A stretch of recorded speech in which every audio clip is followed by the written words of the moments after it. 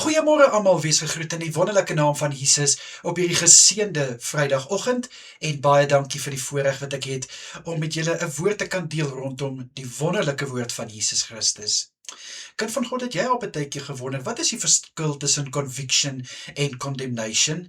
Ek gebruik nou die Engelse term, want hy sê dit net vir my so mooi, want as ek gaan praat van oordeel en veroordeel, dit gaan mense verwar, maar ek gaan vir julle verduidelik, want ek was ook daar gewees, en ek weet, daar's baie mense wat wonder, maar wat is die verskil? Conviction is wanneer jy tereggewys word basies. In jou hart voel jy, luister, ek het nou dit verkeerd gedoen, dit was verkeerd.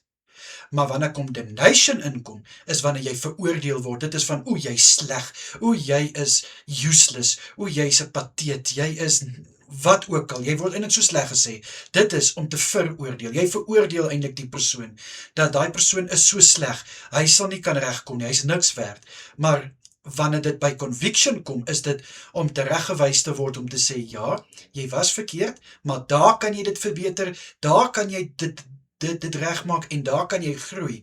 So my boetie en sisse, dis regtig belangrik dat ons weet, wat is die verskil tussen wanneer jy iemand convict, en wanneer jy iemand condemned. Nou, soos ek verduidelik het, as jy iemand condemned, is dit om hulle eintlik die slegste persoon op aarde te maak, maar wanneer jy hulle convict, is om iets uit te wys, in liefde, en dan saam met hulle, daai foute wil regmaak, of om hulle te lei, oor hoe om daai fout reg te maak.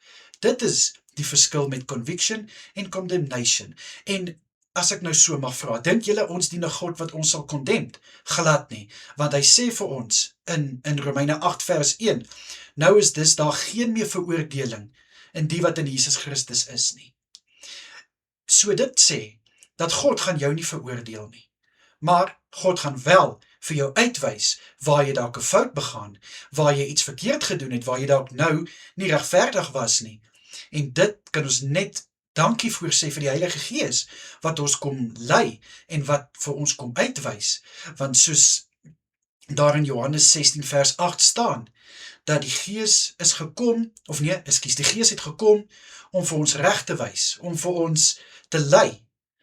Dis wat ek graag met julle wil deel vandag, want ek weet, daar's baie mense wat baie de mekaar is, met die verskil tussen conviction en condemnation. Julle moet 'n wonderlike dag verder hê, kyk asseblief mooi na julle self, geniet julle naweek, en dan natuurlik is dit die Here se wil is bring maandag vir ons weer 'n woord. Tot dan, mooi bly almal, totsiens.